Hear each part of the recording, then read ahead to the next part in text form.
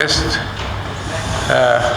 wanted to present his topics in English.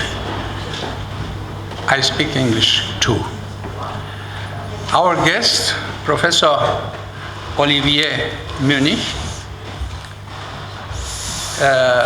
but first of all, on behalf of colleagues from the Center for Biblical and Philological Studies and the Association for Biblical Philology and Hermeneutics of Romania, I thank you all for being here, and I thank you especially our guest. Professor Emeritus of Greek Language and Literature at the University Paris Sorbonne, our guest is also a full member of the Department for Classical and Late Antiquity of this university. Olivier Munnich is not unknown to our group of biblical scholars here in Iași, since some of his works, which I shall mention below, are part of our working instruments, handaparat, wie man auf Deutsch sagt, instrumentarul de lucru. We own almost all the volumes of the prestigious Bible d'Alexandrie, a whole series, which Professor Munnich coordinated with Marguerite Hall, la grande érudite et mentor de cette groupe, et Gilles Dorival. I dare to say that Professor Munnich is one of the best specialists in Greek philology and literature of the Hellenistic and imperial period of our times, in our times. Our guest is recognized especially as an expert in late antiquity. With an impressive career at the Sorbonne University, he was, as I said, co-director of the renowned Alexandrian Bible d'Alexandrie, a contributor to the collection Sources Chrétiennes, and member of the another prestigious project, Göttinger Septuagint. And also, he is an affiliating researcher at CNRS in Jerusalem. Main research topics of our guest are the following: textual criticism, history of the Bible text, biblical and para-biblical texts from Qumran, Greek language, Jewish literature, especially apocryphal texts, Philo of Alexandria, and also religious conflicts, construction of religious identity, Greek language apologists, Origen, Eusebius of Caesarea, and others. Our guest accomplished some administrative and scientific responsibilities. You can find this on his official site, and editorial responsibilities also. Among the distinctions with which his work has been rewarded, we can mention the following: Prix Zographos de l'Association des études grecques 2001, Chevalier de Légion d'honneur et Chevalier dans l'ordre des palmes académiques. Les connaisseurs savent que ces deux dernières distinctions sont les plus importantes pour un intellectuel en France. Et enfin, among his most important works, I quote some volumes, monographs, critical edition, and translation. Olivier Munnich, Jérôme Moreau, Religion et rationalité chez Philon d'Alexandrie. Philon d'Alexandrie et sa postérité. I must mention also that his doctoral thesis, published in 1982, with the title Études lexicographiques du psautier du 70 à Paris Sorbonne, 1882. Then Flavius, another title. Flavius Joseph, Guerre des Juifs, le texte grec, traduction, annotation, etc. Et avec Marguerite Arles et Gilles Dorival, la Bible grecque descendante du judaïsme helléniste au christianisme ancien. Un monographe extrêmement important. Moi, j'atteste que j'ai appris beaucoup de choses en lisant ce livre. La Bible grecque descendante. Et enfin, Gilles Dorival, Olivier Munnich, selon la Septante, 30 études sur la Bible grecque descendante. Hommage à Marguerite Arles. Tous ces livres se trouvent dans notre bureau. Notre guest a été très, très impressionné que les livres du groupe dont ils appartiennent se trouvent ici en Roumanie, à Iași.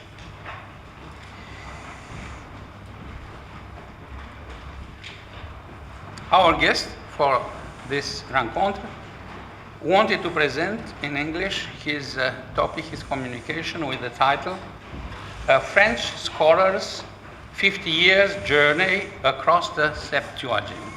Pe românește, călătoria de 50 de ani a unui învățat francez prin Septuaginta. I think that it is a synthesis of his activity and his group, research group. Herr Professor, you have the word. Please. We sit from technical reasons.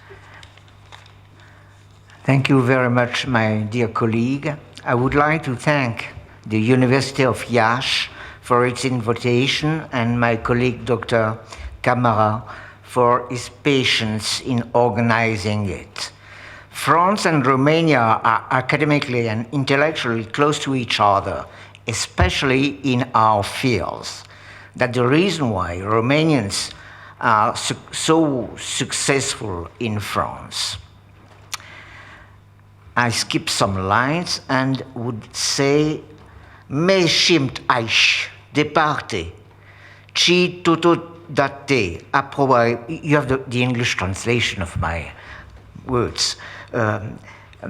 Aproape de casa, permiteți-mi să profite de această ocazie de a participa într un exercițiu destul de neobișnuit, o reflexie retrospectivă asupra propriului meu itinerariu. I go back to the English.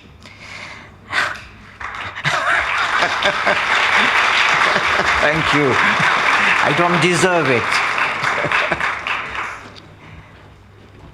When I finished my classical studies, I engaged myself in what is known as research. But it takes time for any researcher to be aware of what he is really searching for. Academic formations, professors count, but you really become a researcher on the day when, it was late for me, the text, to paraphrase the poet Louis Aragon, take you by the hand, or in the beautiful words of the Jewish exegete Rashi, say to you, Darsheni, interpret me. Classical studies had given me a real familiarity with the Greek and Latin languages, but we were not in France asked to wonder what the texts were speaking about. On the other hand, the study of history, literature, philosophy encouraged us to read, and to read a lot. The essay, la dissertation, forced us to learn to build an argumentation, and in retrospect, I look back with sympathy to a French education that contrasted so much formalism in the study of languages with an early acquisition of a logical organon. I owe to the former the fact that I approached biblical and patristic texts not from a position of doctrinal synthesis like the student I met in Germany, but with the free eye of the philologist. As for the latter, it taught me to look behind the evidence of any text for something more complex about the process of its elaboration. And maybe what I will say today will be familiar to the Iași students. I began broadening my classical training to include biblical studies. What I was looking for was not clear to me. But I skip some lines. I dare to say that my professors at that time made me feel less at school than at the theater, and I don't develop the examples. My intellectual relations with such masters have not been always plain, but live the obedience of a master is a major part of an intellectual itinerary.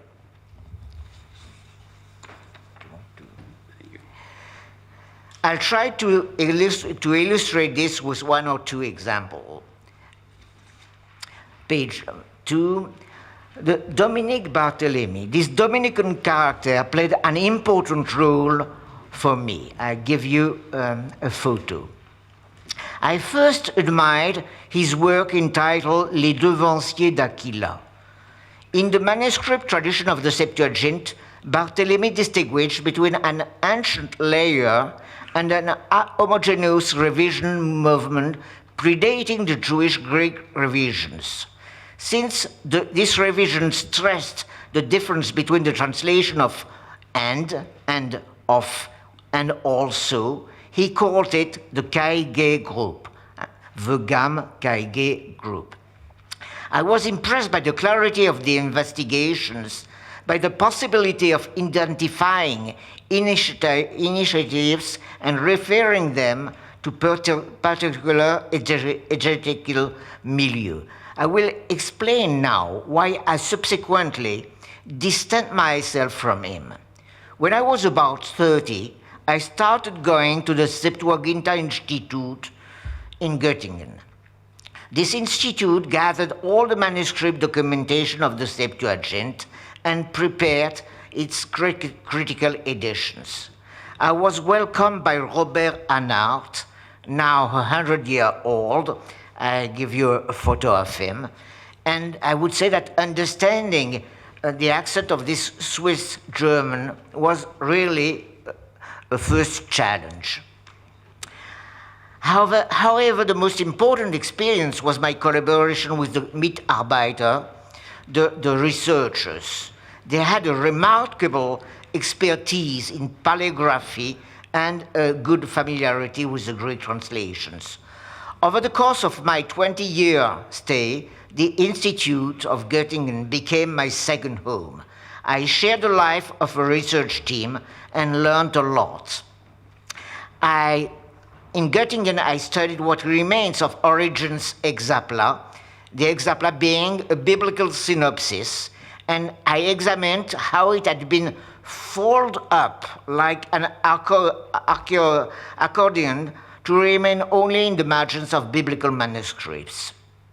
Detlef Frankel made me understand that the important thing was not to extract from the exemplary documentation a particular equivalent by a particular revisor in the way you may remove a piece of fruit from its bark without worrying about the bark, the branch, and the tree.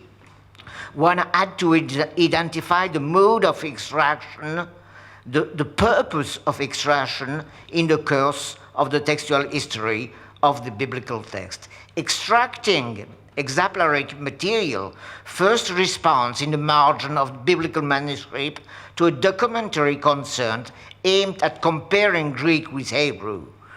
In a second stage, the data took on an exegetical value, and the other Jewish translations were used in order to clarify the first Septuagint translation.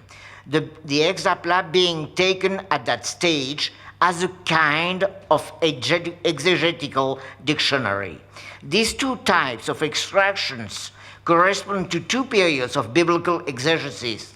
The first, scientific, exemplified by Origen and Eusebius, the second from the 4th century, and especially in the Antiochian school, regard this Greek Bible as a new original and explain the Bible by the Bible in much the same way as the Alexandrian philologists explained Homer by Homer.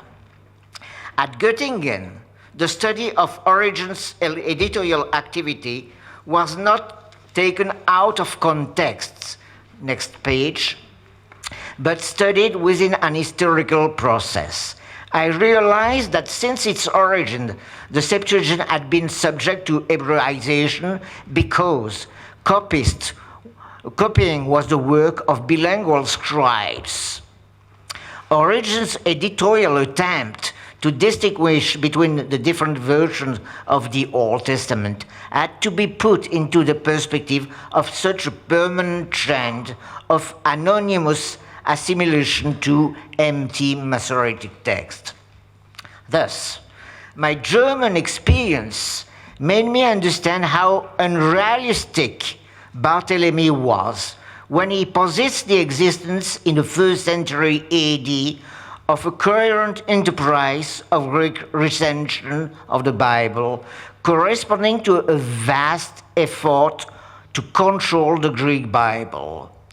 The scribes' practice when copying Antigrapha had, at least before the Codex era, nothing to do with a regulation by an ecclesiastical doctrinal authority. In spite of that, what was Barthélemy's logical construction was taken for a historical truth. I have seen during years scholars in colloquia speak of all Greek and Kyrie texts in the same way one would distinguish the authenticity of a period piece of furniture from the imitation of an in-style one. What made the point even more serious is that Barthélemy's wrong analysis was coupled with a wrong interpretation. According to him, the revision was carried out under the influence of the Palestinian rabbinate. The author endeavored to link the often minimal changes in translation to influences of rabbinic exegesis. His argument consisted in referring the textual revision to a literalist tendency in rabbinic exegesis, which he contrasted with a less literal one, which was responsible of the former translation. Without being expert in rabbinical literature, it seemed to me that Barthélemy was artificially soliciting the Talmudic data. I tried to understand his argumentative construction, consisting of articulating fairly tenuous phenomena with a heavy ideological motif. Since the author exerted a major influence on our new Bible d'Alexandrie project, the question was not anecdotal. The author's article, L'Ancien Testament à Muri à Alexandrie, was received by Marguerite Hall with a definite enthusiasm which I didn't share. Barthélemy argued that the Septuagint translators had sown the seed of the Torah in the humus of Alexandria. Their work marked, according to him, the most audacious attempt at aggiornamento that the synagogue had ever undertaken. Compared to the Septuagint's great openness to the nations, the Hebraizing revision due to the rabbinate marked a traumatic initiative aimed at extirpating a textual form. And as in the quotation, the concern was to limit Christian expansion, and it was the main role of the revision. Such an assertion raises different problems. Firstly, despite our narrow knowledge, the Aquila translates definitely, next page, Mashiach with Christus. Secondly, a literary evolution of the Bible can hardly have been blocked by tenuous lexical changes. Finally, if a rabbinic authority had wanted to put aside the ancient Septuagint translation, it would have immediately prompted revision like Aquila's revision. Although the Kyge revision was a light recension. More fundamentally, what Barthélemy attributed a change, he was attributing a change of translating to a revisor's intentions. And all these remarks were a matter of interpretation with a deep risk of arbitrariness. Fortuitously, I came across Barthélemy's analysis again when I compiled some years later the text of his talk at the first Philo of Alexandria colloquium in Lyon in 1967. In a paper which subsequently became an authority, he applied to a different subject the correction of Philo's Bible quotation. He applied to these new subjects the same patterns. And when a critic used the same pattern to understand different text and situation, I think you have to be cautious. I will skip the detail to tell that to show that this was exactly like with the Septuagint, and I think I was right criticizing Barthélemy. My next page, I will say a word now about Marguerite Arles, la grande érudite. And I spent 25 years fighting with the grande érudite. I'm missing her since she's dead. Such an adversary, it's not often, you don't find it often. Meeting Marguerite Arles around 1980 meant a lot to me because, along with others, I accompanied her on the adventures that was La Bible d'Alexandrie. Arles has described her itinerary, that's very interesting, as an ascent toward the Bible. Her considerable work had led her progressively from the study of Origen to that of Philo, and then in a sort of crossing of the mirror to the Septuagint. Arles made no secret of her fascination for Barthélemy. I think that she tried to secularize the perspective of Barthélemy. In order to legitimize the academic undertaking of translating and commenting on a translation, she began by writing, not without a certain dogmatism, manifestos. But indeed, the task was not easy to get the Septuagint into the French universities, le pays de la laïcité. It has to be shown that the Greek, I quote Marguerite Arles, the Greek version does not injustice either to the Greek language in sort of Hebraization or to the Hebrew thought.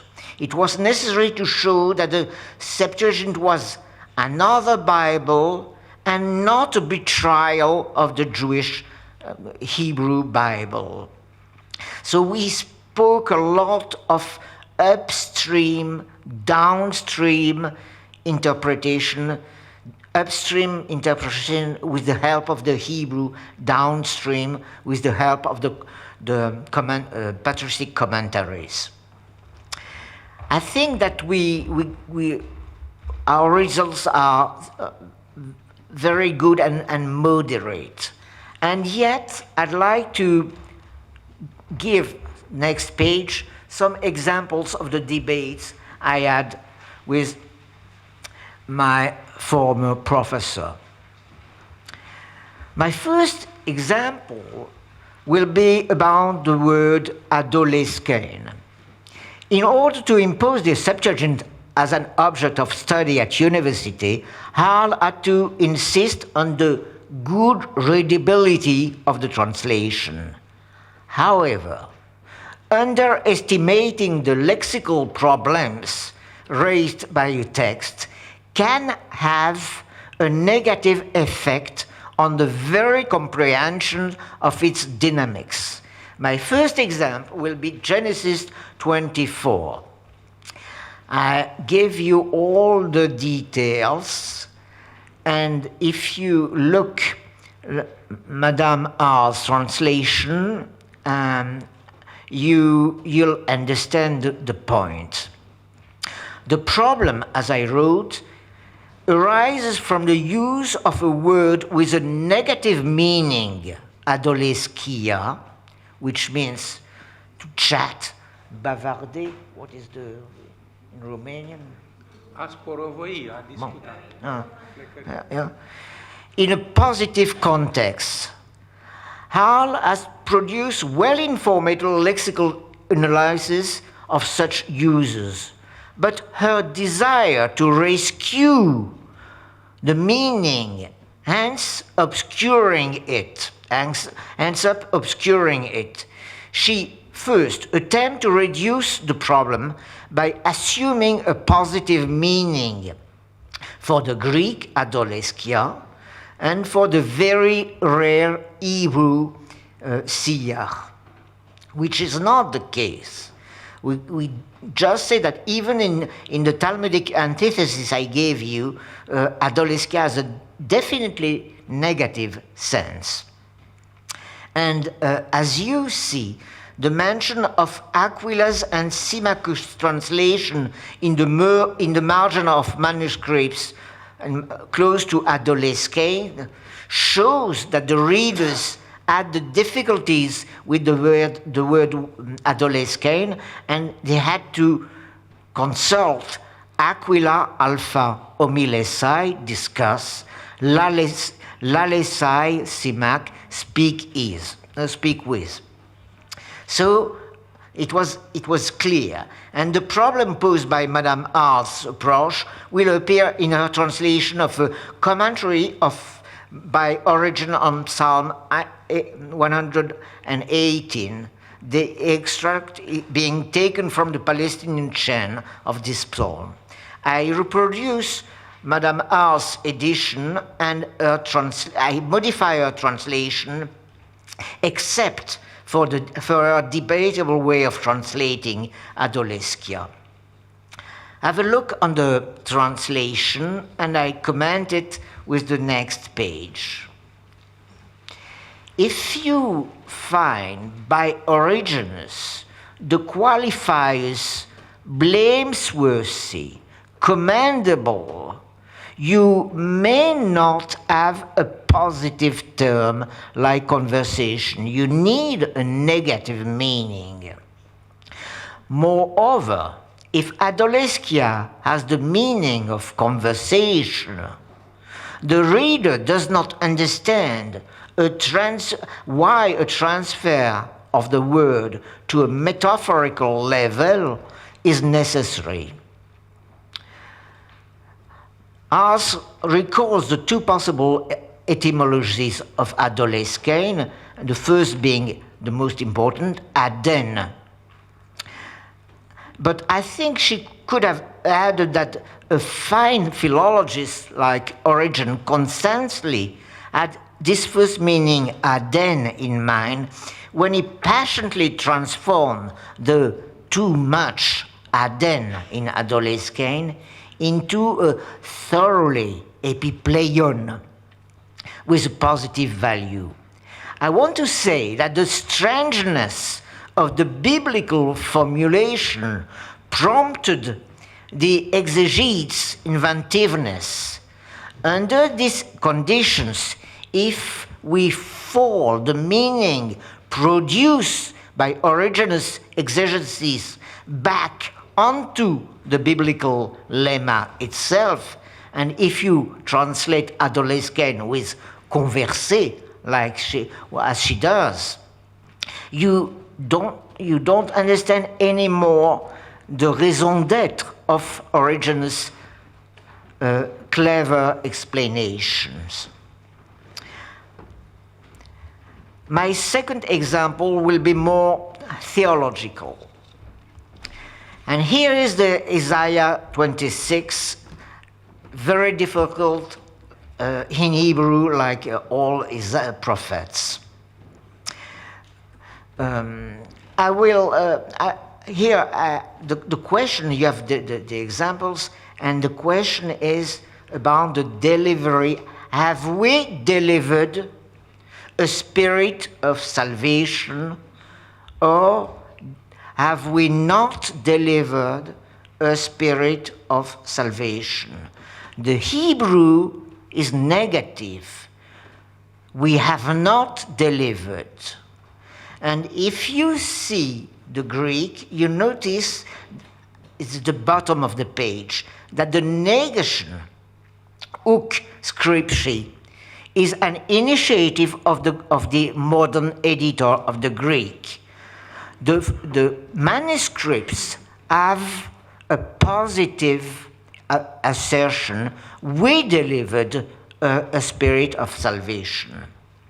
And the editor adds, because he thinks that the uk, the small word, fell. And the next page, you have the indignation. I would have liked you to listen to Madame Arl's indignation. It was a normal tone. You have a reaction, and I like to analyze her reaction. It's remarkable that she isolates an element without placing it in a broader context. The immediate continuation offers the opposite case of a negative formulation in the Hebrew, positive in the Greek. Moreover, nothing is said, but it was a brief article, my quotation, of the remarkable addition of the Greek at the end of verse 17, to agapete, agapeto su, for thy beloved. As for the establishment of the Greek text, it must be taken into account the addition of zou, soteria su, spirit of your salvation, in almost the witnesses. On the former page, you have the details. These manuscripts read soteria zou instead of soterias. It is tempting to see in this zou a trace of the negation ou, with a ditography of the sigma, soterias su becoming soterias ou becoming soterias su. But a further source of uncertainty for the editor, you see, I gave you the detail. The great scroll of Isaiah at Qumran attests against the empty text such a possessive, your salvation. Far from any presupposed opinion, the editor must balance the data. Here's the most important point, has escaped Arles as well as Robert Grison, because Madame Arles does not notice the use of Allah. And as you know, for the classicist, Allah is used in Greek as a linking word after a negative proposition, whereas after a positive one, you have de and not Allah. And it's the same in Isaiah. I give you one example. Moreover, the presence of a O before epoiesamen in part of the manuscripts, the reading O equ esamen to be became pregnant, give the impression of bad reading of uk epoiesamen. So, all in all, the favorable formulation, your spirit of salvation we have made on earth, is indeed a part of Christological reception of the passage, as well as the probably Christian gloss. Such a reception marks the textual tradition as well the orogenic interpretations. To reject, as Arl does, Ziegler's conjecture of the Göttingen edition, and to argue against the meaning of the Hebrew for a meaning of the Greek, which is another truth of the Bible, right, she writes, amounts, as in the previous case of Adolescane, to folding back onto the commented text the reading that the interpreter, whatever copyist or exegete, has. My next page, and then I will give some example, my point 3. I was fascinated by all we learn from the translators when we pay attention to the words they use. For my colleagues outside France, and I'm sure that Romania is close to France, for my colleagues, a word is only a meaning, and you go to the dictionary and you find its meaning. For us, a word, the use of a word is much more. It is possible to trace the translator's culture with the words he uses. And it was exactly the perspective I discovered in a 2033 article of my colleague Dr. Camara, Receptarea Sphinxei Scripturis intre Filologia Hermeneutica si Traductology. I think that the ancient translator used ancient Greek sources, old-fashioned, poetic, technical terms. I skip the first example, and at the next page, I will focus on the second one. My second example is the fourth plague. In Egypt, you have Exodus 8.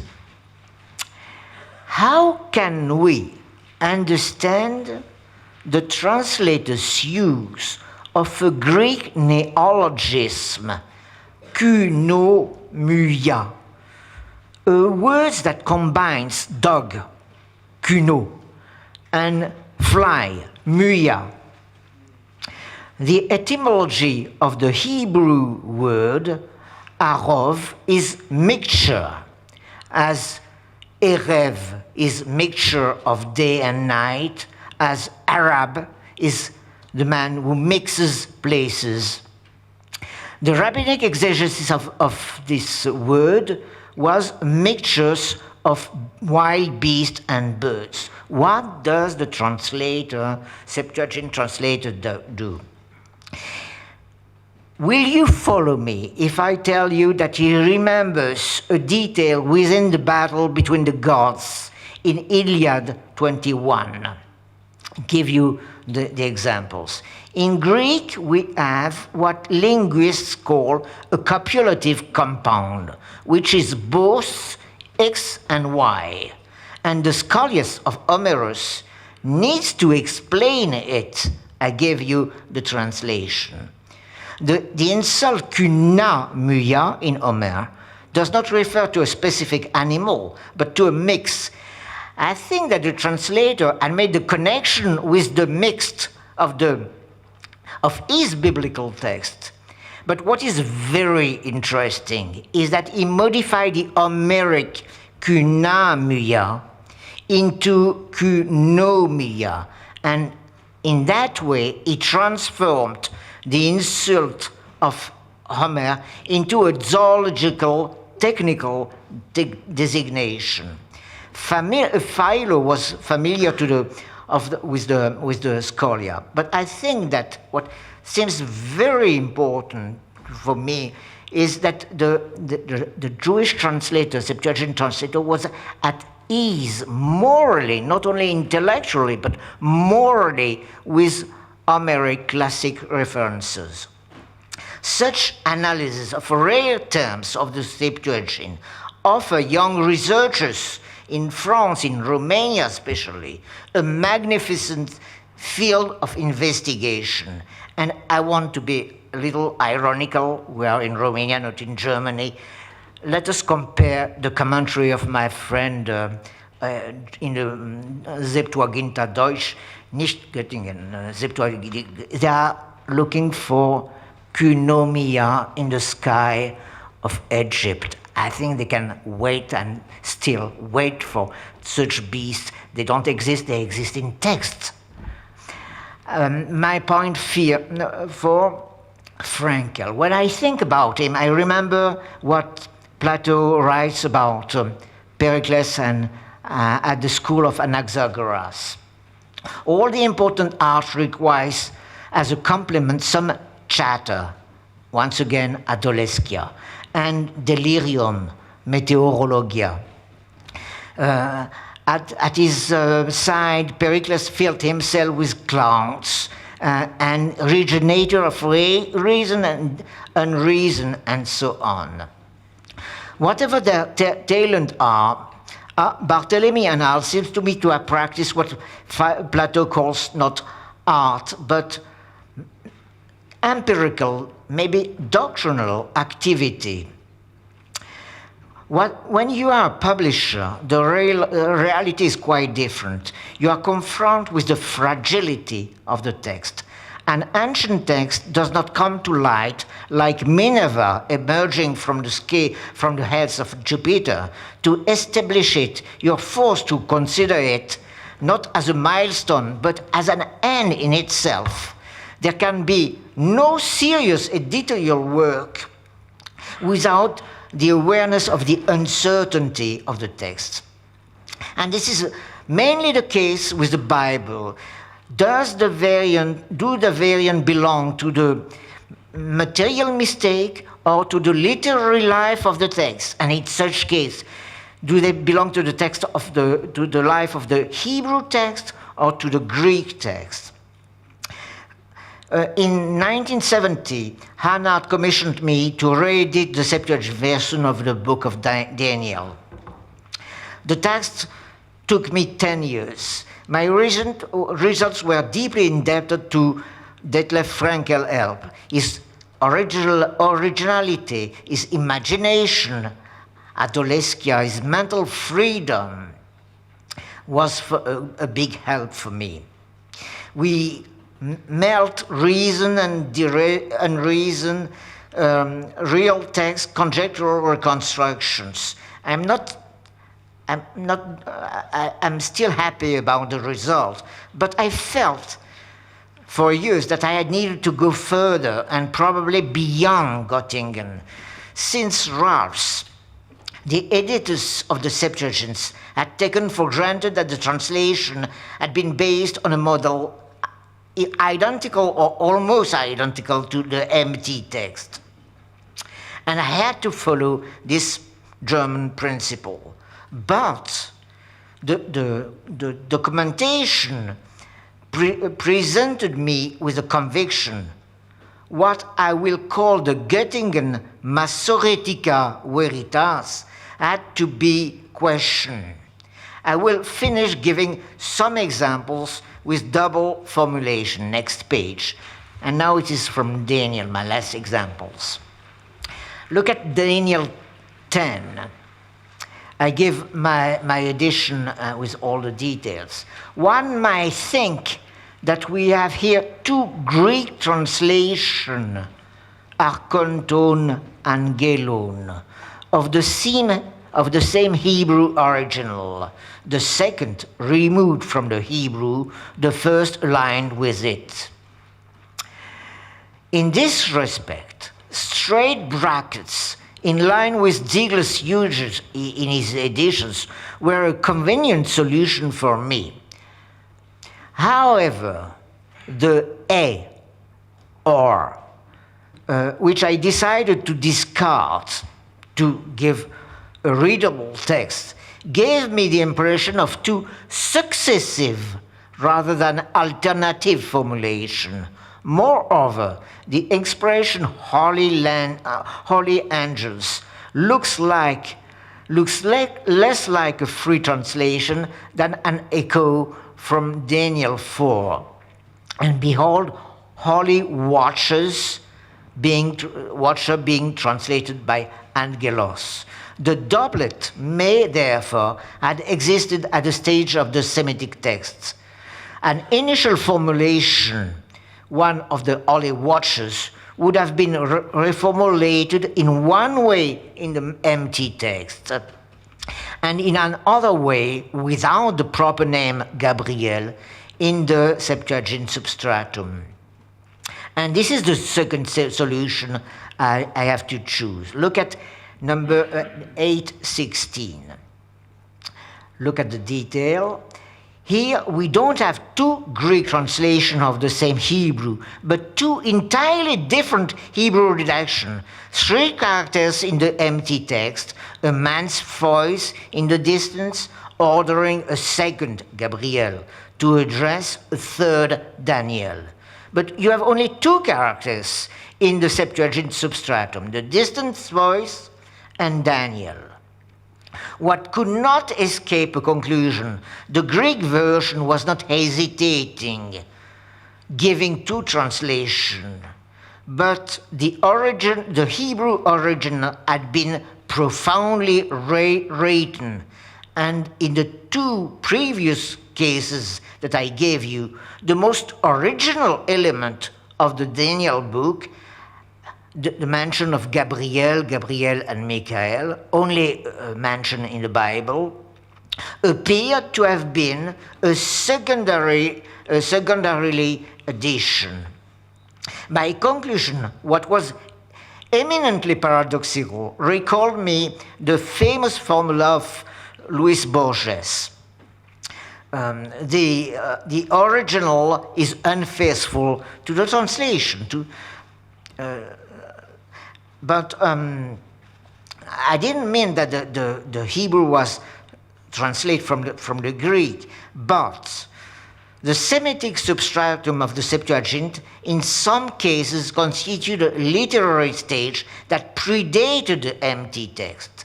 However, such an hypothesis was not without creating major problems.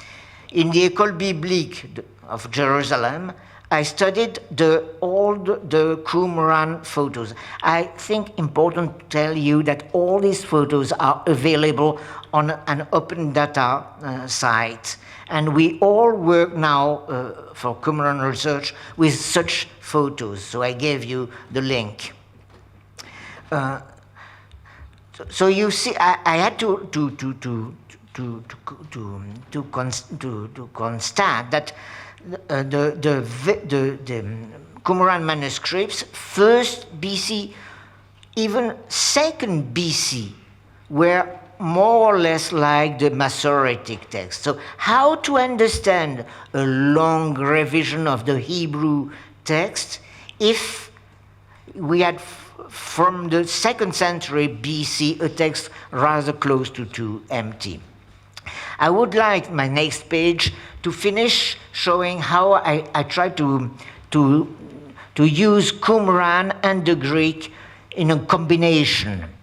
All my last example concern the word davar, think, translated by prostagma in Greek.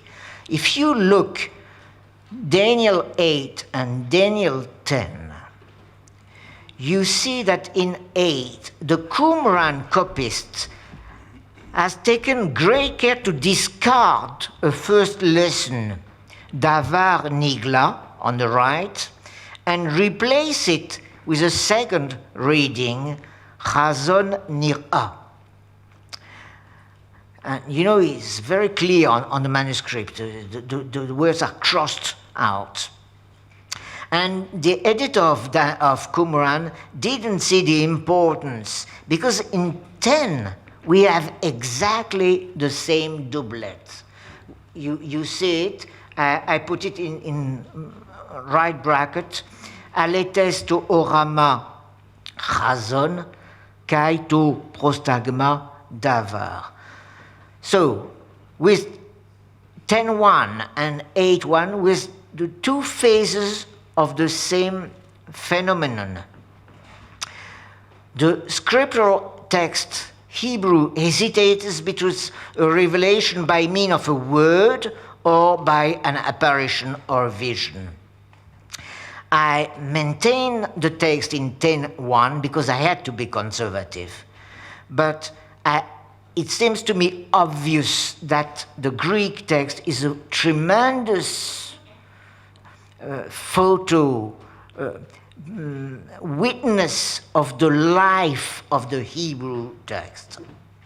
To sum up, it's the bottom of my page. The testimony of 8.1 takes its full importance if we consider it in relation to the documentation provided by 10.1.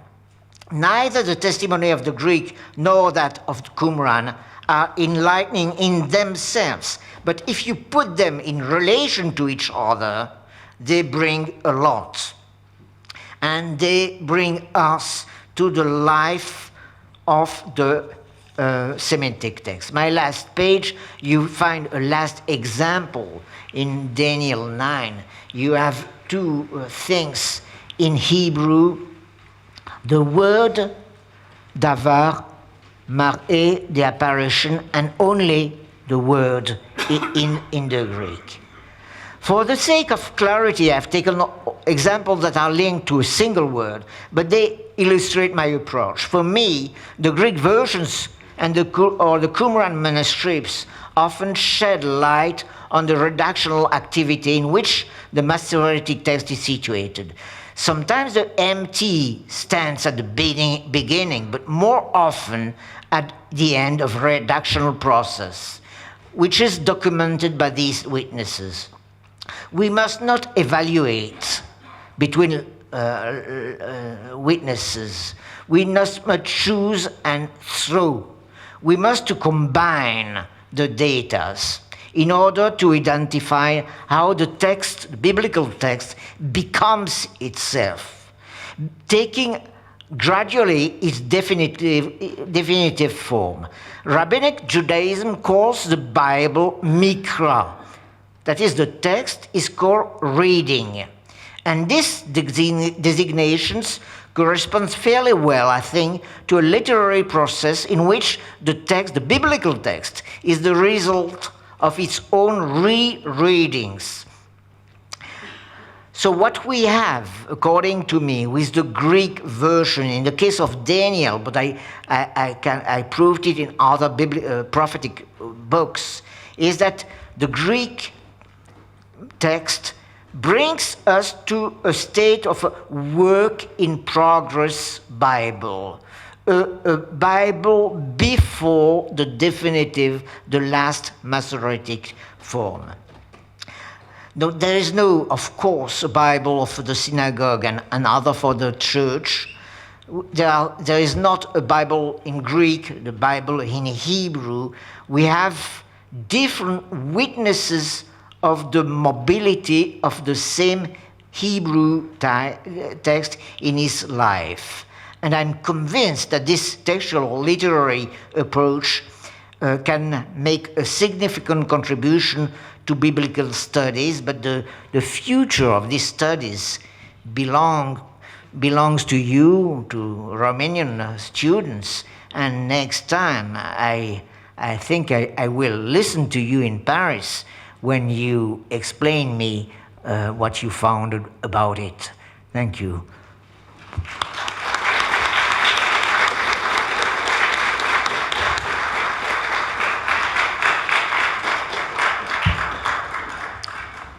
Thank you. Thank you very much, Professor Munnich.